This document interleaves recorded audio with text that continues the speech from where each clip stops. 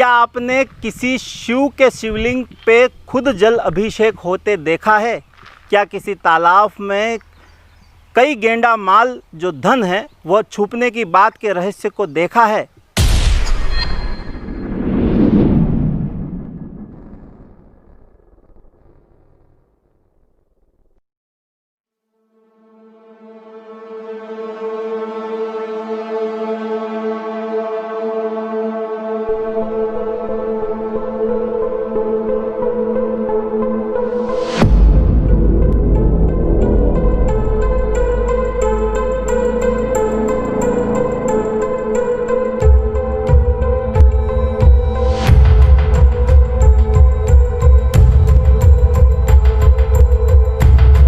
आपने शिव के बारे में, त्रिनेत्र के बारे में जरूर सुना होगा।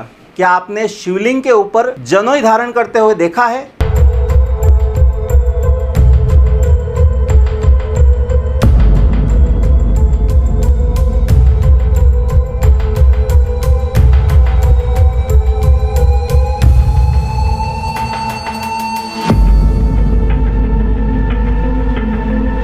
शिव यानी प्रथम पुरुष, प्रकृति का समन्वयक चिन्ह है।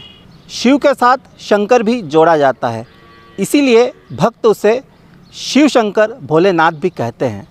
शिव अजन्मा है, इसलिए उसे महादेव भी कहा जाता है।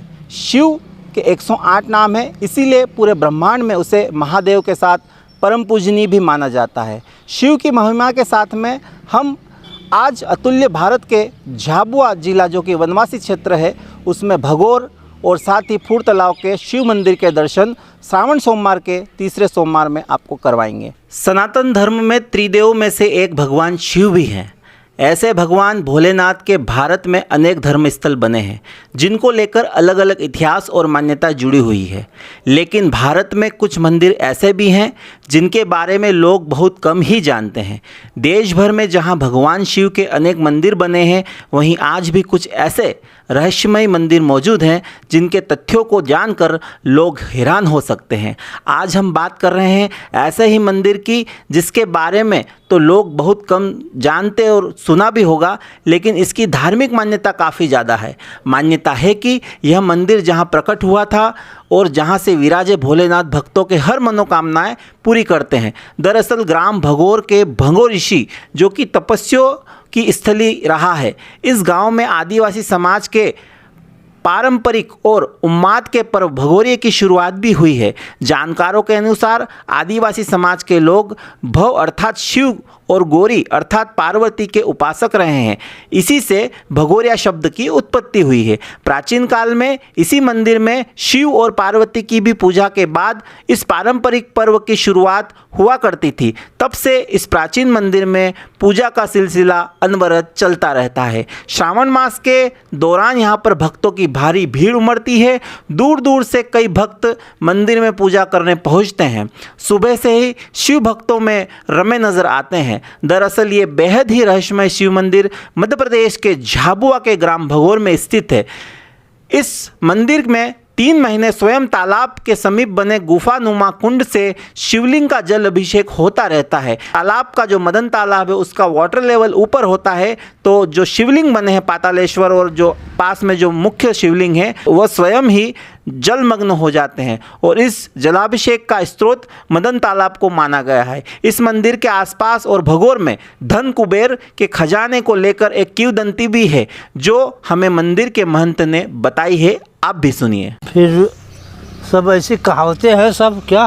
हाँ, ये नेगड़ी नदी, केसरिया खाल, मदन तालाब, एक तीर अरे एक तीर परे, 900 गेंडा माल गड़े, क्या वो लिपि के पत्थर में लिखा हुआ है। हाँ, अभी तो कोई पता नहीं, पढ़ नहीं पाए उसको। अरे तो पुराना मंदिर है वो, उसका तो पातालेश्वर ही है क्या। जल पूरा भर जाते तो भगवान शिव को अभिषेक होता है जल से। स्वयं आए जाते हैं वरुण देवता क्या अभिषेक करने के लिए शिव जी का, पातालेश्वर जी का। क्या एक ही दिन में खुदवा दिया कहते हैं। हाँ, एक ही दिन में बन गए तालाब कहते हैं।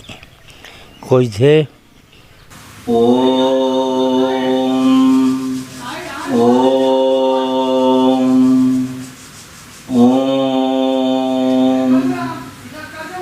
शिवाय। भारत के इतिहास में शिव का एक अलग ही महत्व है। शिव अजर है, शिव अमर है, शिव अजन्मा है। यह एक ऐसा हजारों साल पुराना शिवलिंग है जिसके बारे में कई की जनता है कि ये उड़कर आया हुआ शिवलिंग है। ऐसे शिवलिंग आपने बहुत कम देखे होंगे जिसकी उत्पत्ति हजारों हजार साल पहले की हो।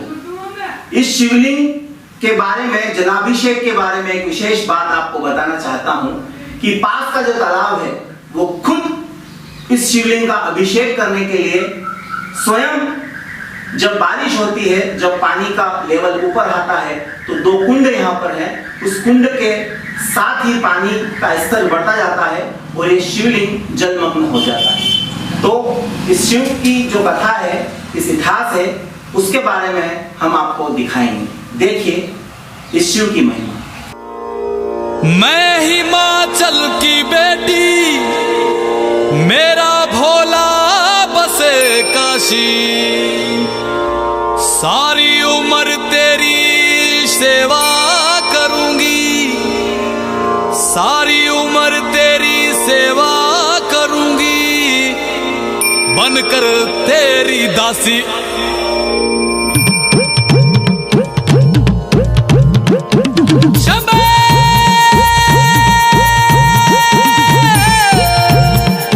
शिव शिव शिव शिव शंभो,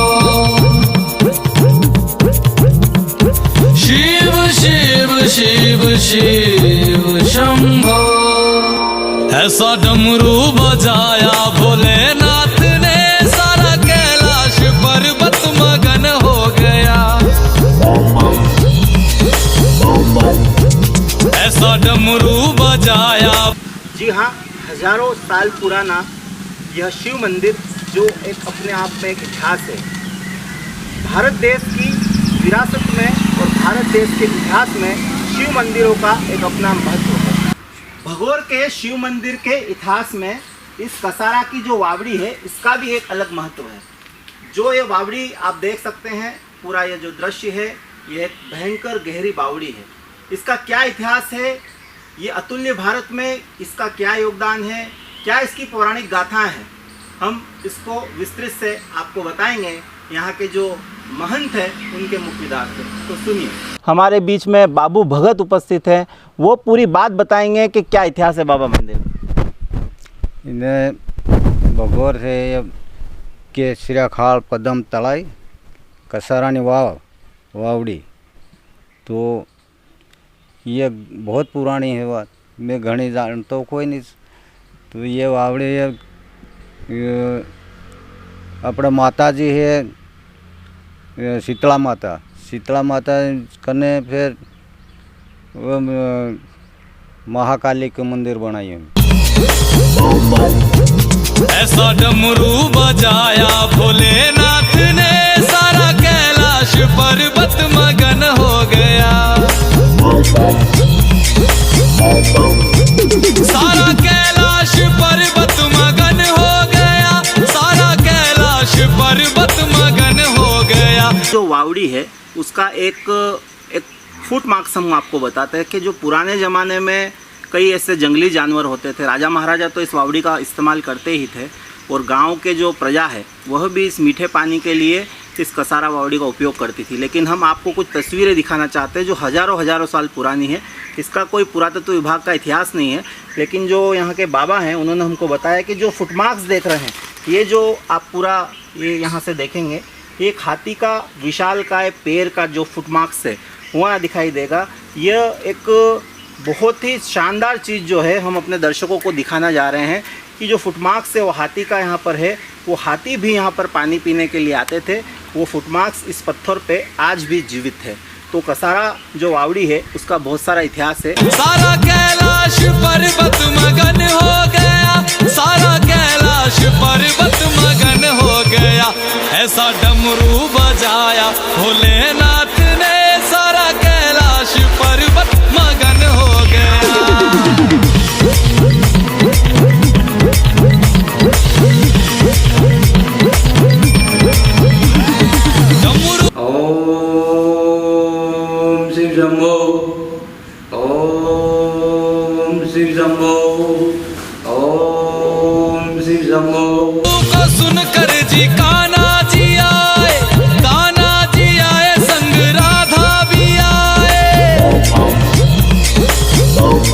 देखिए, ये सन 2004 की बात है, जब उज्जैन का अभी जो सिंहस्थ है उसके पहले जो सिंहस्थ चल रहा था, उस समय हम एक धार्मिक प्रवास पर ओंकारेश्वर गए थे हमारी फैमिली के साथ में।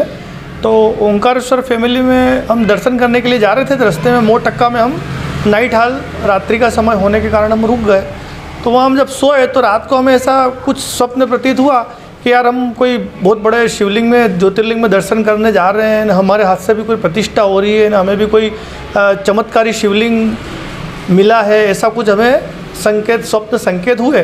तो हमने कहा ठीक है भाई, अपन धार्मिक प्रवास में जाते हैं और कुछ ऐसी बातें होती है तो वो विचार घूम फिर के मस्तिष्क में आ जाते हैं। सुबह में उठ के हम नर्मदा जी गए, ओंकारेश्वर। हमने वहाँ पर भगवान भोलेनाथ के दर्शन वर्शन किए और उसके बाद में नर्मदा में हम परिक्रमा के लिए निकले। तो वहाँ हमने एक बोट की और बोट में नर्मदा की जो आपस में पूरी ओंकार पर्वत की परिक्रमा होती है 4-5 किलोमीटर की, तो वो हमने परिक्रमा की। परिक्रमा करके हम जैसे ही जा रहे थे तो रास्ते में संगम के आगे वहाँ कुछ उथला पानी था, तो वहाँ चलते चलते नाव अचानक हमारी रुक गई। तो हम वहाँ उतरे और नाव हमने धक्का लगाई और आगे बढ़े, लेकिन नाव थोड़ी सी आगे बढ़ी और फिर रुक गई। इतने में हमारी दृष्टि एक शिवलिंग पर, एक पत्थर पर पड़ी, जो एक लगभग एक हल्का सा गेहुआ कलर का था और कुछ अलग ही उसमें तेज और चमक थी। उस नाविक ने हमको बोला कि देखो भाई साहब, आप बहुत किस्मत वाले हो और ये जो आपके पास में, ये तो एक प्राकृतिक नर्मदा से प्रकट शिवलिंग ही है, आप इसको देखो। उसने हमको हाथ मिट्टी वाला था तो उसने धोया और बताया कि देखो इसके अंदर तो ये जनेऊ है, और बोले ये तो एक शिवलिंग ही है। हम वो शिवलिंग लेके घर पे आ गए और हमारे पास में एक नौकर भी था। तो रात में हम वापस शिवलिंग लेके आए और रात में फिर हम मोटका दिन भर हम घूमे फिरे और वहाँ नाइट में फिर आदमी विश्राम किया। तो वो नौकर सुबह में उठ के हमको कहने लगा कि यार डॉक्टर साहब, मेरे को तो बहुत बड़े बड़े सांप दिख रहे हैं, न बड़े बड़े वो दिख रहे हैं, न साधु दिख रहे हैं। ने बोले मैं नहीं सोऊं, रात को 2 बजे उठ के डर गया हो। तो बोले ये उधर रखो, मेरे पास मत रखो। तो उसको हमने हमारे पास रख लिया। हमने कहा ऐसा कुछ नहीं है। हम सो गए, सुबह में उठ के हम मेघनगर आ गए। ये 2004 की बात है।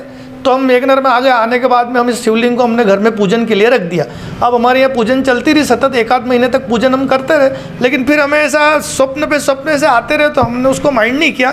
तो एक बार हमको ये सपना आया कि जैसे संतों की मंडली है और वहाँ पर दर्शन कर रहे हैं लोग और कह रहे हैं कि भैया ये एक ज्योतिर्लिंग स्वरूप शिवलिंग है, आप इसको घर में कैद करके क्यों रखा है? ये तो आम पब्लिक का और आम भक्तों के दर्शनार्थ है, और ये तो प्रकट शिवलिंग है और जनेऊधारी शिवलिंग है। तो हमारे दिमाग में आया कि यार रोज़ अपन जाते हैं स्थानला, तो रास्ते में फुरता आता है वनेश्वर महादेव मंदिर, और मुझे ऐसा लगा कि वहाँ मारुति जो नंदन है, भगवान शिव के जो रुद्रा अवतार है मारुति वनेश्वर महादेव, वनेश्वर जी, तो उन्होंने ही याद किया है और उन्होंने ही अपने गुरु को, पिता को और अपने पूर्णत्व को वहाँ बुलाया है। तो मैंने कहा यही जगह उचित है, यही कर देना चाहिए। तो वहाँ हम गए और हमने बोला कि एक प्रतिष्ठा करना है। तो उन्होंने बोला कि डॉक्टर साहब जैसा आप करना हो करो। अब वो उस टाइम पे ऐसी स्थितियाँ नहीं थी और छोटा सा एक मंदिर बना हुआ था, तो वो बचा कुचा मंदिर जैसे तैसे जन सहयोग से मुकेश जी महाराज ने और सब ने बनवाया और अपन ने प्रतिष्ठा का पहला कार्यक्रम किया। उस टाइम पे हमने आसपास के पूरे इलाके में मुकेश जी महाराज को बोला कि सभी को निमंत्रण दो। सभी को निमंत्रण दिया। करीब 15,000 लोगों का भंडारा किया और यहाँ से 2100 कलश की जल यात्रा हम यहाँ से हमने निकाली और प्रतिष्ठा की। हाँ, ये जो जनेऊ हुई ये प्राकृतिक है, इसकी ये विशेषता। आप इस शिवलिंग के पास जाना और इसको बिल्कुल ध्यान से, बिल्कुल भगवान की भक्ति से आप उसको अभिषेक करना। सिर्फ जल से ही अभिषेक कर दो आप तो भगवान शिव जी का। पत्रम पुष्पम फलम, तो ये पानी से भी अभिषेक आप कर दोगे शुद्ध जल से, और उसके बाद में उसको हाथ लगा के आप देखना और चारों तरफ 3 लाइन की एक जनेऊ आपको दिखेगी, और वो जनेऊ नेचुरली है, प्राकृतिक है, और वो नर्मदा से प्रकट शिवलिंग है। तो वो अपने आप में शिव पुराण की एक अद्भुत घटना है। शिव पुराण में इसका वर्णन आया है कि जो प्राकृतिक चिन्हों से युक्त शिवलिंग रहता है, उससे उसके दर्शन मात्र से इंसान को तत्काल फल मिलता है। सारा जहां है जिसकी चरण में, नमन है उसके चरणों में। हम सब बने शिव के चरणों की धूल, आओ चढ़ाएं मिलकर हम सभी ये श्रद्धा के फूल। ओम नमः शिवाय। सभी दर्शकों को श्रावण सोमवार के तीसरे पर्व की शुभकामनाएं। तो हमने फुरतालाब का जो शिव मंदिर और भगोर का अति पौराणिक शिव मंदिर के दर्शन आप सभी भक्तों को करवाए। यदि हमारी ये खबर आपको पसंद आए तो चैनल को सब्सक्राइब करना और लाइक करना बिल्कुल ना भूलें। धन्यवाद। जय श्री शंभू। कैमरा पर्सन शुभम के साथ फैक्ट हिंदी भारत के लिए नीलेश भानपुरिया, झाबुआ।